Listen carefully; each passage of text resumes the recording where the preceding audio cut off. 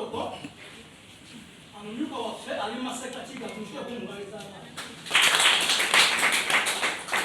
Nakundi obwomabagomba bw'ekisimbiri ate yajja tuyitira omumyuka waffe abeeko gye tuli era obwomuntu bw'ekisimbiri tusaba kubikolekera abantu ate tuyitire omwami w'obwakabaka.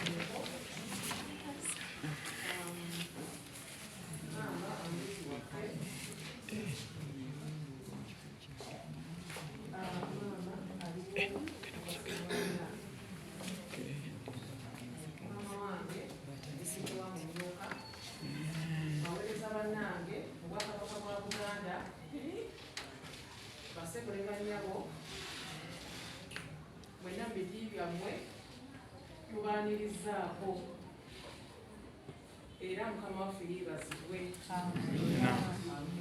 Erinnya lyange nze Saara Busuulwa Kironde, omwami ow'omuluka ogwa Kisimbiri, buno bwennyininyini bwe mutudde olunaku olwaleero. Ekitongole kubali ekisa kya Katonda, nze chairperson ow'abakyala Kwero C3 Wakiso Town Council.